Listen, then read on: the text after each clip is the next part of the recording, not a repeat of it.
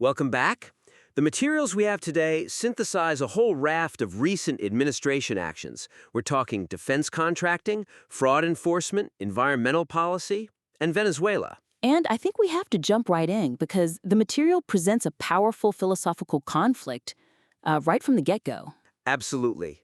Let's start with corporate accountability. Yeah, because the material sets up these two, completely opposing views of executive power and corporate profits. And the weakness is that there's no attempt to reconcile them. It's just, here are two conflicting ideas about how the government should interfere with corporate finance for the public good. Exactly. It's a huge inconsistency. So on one hand, you have the executive order on defense contracting, which is, remarkably aggressive. It really is. It shows the strong willingness to curb maximizing investor returns, all in the name of warfighter readiness. Right. It's specifically prohibiting stock buybacks, other corporate distributions, when a contractor is underperforming. It even caps executive salaries.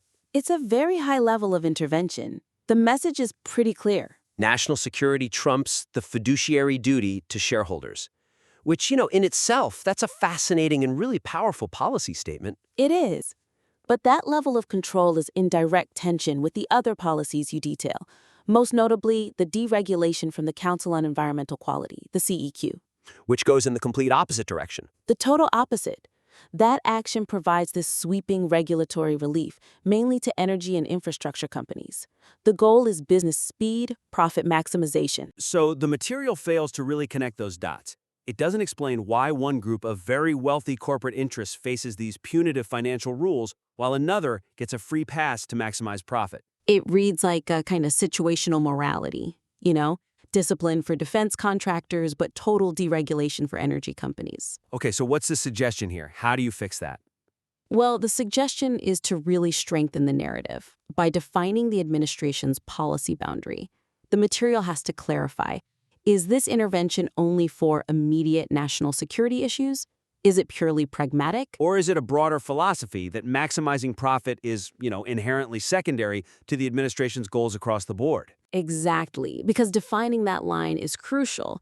If it's only national security, then the CEQ deregulation is just, consistent laissez-faire governance everywhere else. But if it's a broader philosophical stance, then that deregulation looks like pure hypocrisy. And the reader needs the tools to make that call. So for concrete examples, you need to directly contrast the two. So you'd put the specifics side by side. Yes, contrast the highly specific, punitive financial restrictions from the Secretary of War, like denying foreign military sale advocacy to firms that aren't performing. Contrast that with the broad, hands-off approach from the CEQ. With their removal of the government-wide environmental regulations. Right. You have to explain to the reader why one industry faces these strict checks on shareholder returns, while the other gets a huge reduction in federal oversight. That's how you show who benefits and who's held accountable. That really gets to the core of it. Okay, if we accept this premise of situational accountability, it makes the next piece on domestic enforcement even more critical. It really does. Let's turn to the fraud crackdown, specifically the materials under Crush Minnesota's fraud epidemic. Now, the material makes a strong case for law enforcement success, no doubt. It details convictions, a massive surge in resources, sure. But the framing around all that success is, it's a problem. It really distorts the true cost of the policy. So that's the core of the second critique. Yes, the material uses this politically charged framing that distracts from, and frankly, it seems to justify the massive, undocumented negative consequences for legitimate social program recipients. And the weakness is how deep that framing goes. It is. The document heavily emphasizes political rivalry, right? It's targeting incompetent Democrats like Tim Walz. And it leans into ethnic demographics. Heavily, noting that 85 of 98 defendants are of Somali descent. And that immediately shifts the focus. It stops being about a verifiable crime, and it becomes political theater. The reader starts to question if the analysis is objective. It completely undermines it. But I think the bigger issue, which the material kind of glosses over, is the sheer scale of the collateral damage. The ripple effect. A huge one.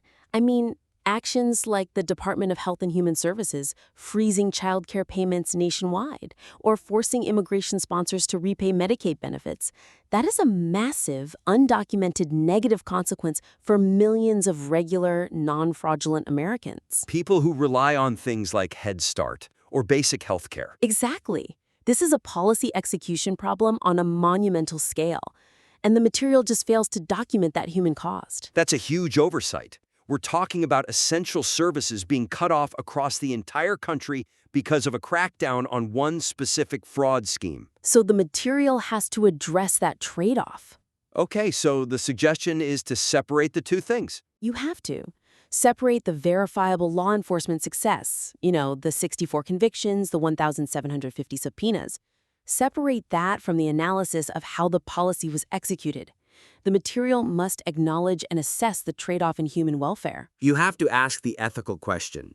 Is the priority to eliminate fraud at any cost, even if it means denying essential services to millions of innocent families? Precisely. And for concrete examples, you have to analyze the actionable consequences. What does it mean when the Department of Homeland Security starts doing additional vetting, including for refugee status and potential denaturalization? That's a massive legal escalation. A huge one. And you have to focus on the practical effect on average citizens, on legal residents who rely on the programs that had payments pressed pause. So dig into the mechanics of that. How did the Centers for Medicare and Medicaid Services pressing pause on payments for 14 programs actually impact people outside those specific programs? Yes. That's where you measure the true cost of the American people, not in the conviction numbers. Right. That traces the consequences beyond the headline. Okay, speaking of headline-grabbing actions, let's pivot to foreign policy. To Venezuela. The listener details the actions taken, including the capture and extradition of Nicolás Maduro. And the documents frame it as a major triumph. And it's certainly an aggressive move, but the material, as it's written, lacks any robust legal justification for it. And that's the weakness. That's the core weakness. The documents just sidestep the constitutional debate over using military force for law enforcement without explicit congressional approval, which, several senators immediately called an illegal act of war. The administration framed it as an extraordinary military operation for law enforcement. Which is a legal tightrope walk. It's designed specifically to get around the War Powers Resolution. If the material is going to present this as justified, it has to fully defend that distinction. Because that framing suggests they think they can deploy armed forces without consulting Congress as long as it isn't an extended operation. Which sets a really worrying precedent for executive power. And it's the same story with the executive order safeguarding Venezuelan oil revenue. Okay, explain that one. It invokes the International Emergency Economic Powers Act, IEEPA. It declares a national emergency just so it can shield Venezuelan oil funds from being collected by private creditors. So companies or people who won lawsuits against Venezuela can't collect? Right. And the administration asserts this is necessary for national security. But is it? I mean, IEPA gives the president huge authority in an emergency. But is stopping a private company from collecting on a legal judgment truly an unusual and extraordinary threat to the national security? It feels like a massive stretch of that authority. It seems like it's just being used to protect assets from the judicial process. Which is a potentially unconstitutional use of emergency power to interfere with private property rights. It's extremely expansive. So the suggestion here is to bolster the material by actually addressing the legal mechanism. If the argument is that these moves are justified, the legal defense has to be front and center. So for concrete examples, You have to incorporate the argument from Secretary Rubio that the action was not an invasion and didn't require congressional approval because it wasn't extended, and then you have to immediately assess the legal strength of that claim. so don't just quote the defense, analyze its legal merit against the War Powers Resolution. Exactly. And on the oil funzio, you need to detail what prior orders this new one is superseding. Show the legal history of these assets and explain why this new use of IOEPA, shielding assets from creditors, is functionally different and so much more aggressive than previous uses. That gives the analysis the kind of rigor it needs. Okay, our final point brings us back home, to the environmental policy shift at the CEQ. Right. And this critique is all about deceptive wording and misaligned outcomes in deregulation. So the weakness is the spin. The weakness is that the material on environmental policy relies really heavily on politically charged language to describe an action that, at its core, benefits big business, but potentially hurts the environment and the public. You're talking about the press release framing the elimination of the NEPA regulations as restoring common sense. That, and saying it leads to better environmental outcomes, while in the same breath admitting the goal is to expedite and simplify the permitting process. It sounds like corporate speed is being prioritized over environmental consistency. That's exactly what it is. I mean, think about it. Removing a centralized regulatory framework that mandated consistency primarily helps large infrastructure and energy companies. It speeds up their projects, it cuts their compliance costs. And the claim that this results in better environmental outcomes is... It's unsupported, it's just symbolic political spin. So the administration is essentially trading oversight rigor for economic speed. And when oversight is decentralized like that, it often benefits the biggest players who can navigate that complex patchwork of state and local rules. Precisely. So the suggestion is to clarify the actual trade-off here for regular Americans. You have to assess the benefit, faster infrastructure projects, which is a clear win for business, versus the detriment, which is a greater risk of localized environmental harm because of reduced oversight consistency. Right, which impacts public health, local ecosystems. The material needs to use less loaded language and just assess the policy's real-world impact. So move past the stated intent of slashing needless layering of bureaucratic burden and actually challenge the outcome. What's the measurable effect? Yes, and for concrete examples, be very clear. State that the EO revokes the 1977 Carter-era order that directed CEQ to issue these government-wide regulations. And instead, it sends CEQ back to its core statutory mission of consulting with agencies. That sounds like a small administrative shift, but it's massive in practice. It is. So then you analyze the regulatory gap that creates. What's the potential for uneven environmental outcomes across different states once that central guidance is gone?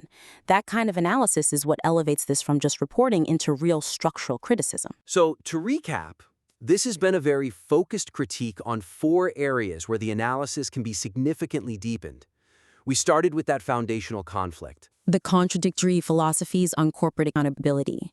You have to reconcile the defense and environmental orders to define the administration's view on shareholder primacy. Second, we hit the fraud crackdown, emphasizing that critical need to separate enforcement wins from the political framing, and, more importantly, to document the massive collateral damage to social program recipients. Third, we stress grounding the aggressive foreign policy analysis in a robust legal defense. That means fully addressing the constitutional challenges to the use of military force and that expansive use of IEEPA. And finally, we challenge the deceptive wording in the deregulation documents. The material needs to analyze the real-world impact, speed for business versus risk for the public, instead of just accepting the political spin. We've given some very specific, actionable suggestions, like tracing the practical effect of frozen social benefits and integrating analysis of the legal precedents here. We invite you to refine these sections and submit your revised material back in for a subsequent critique.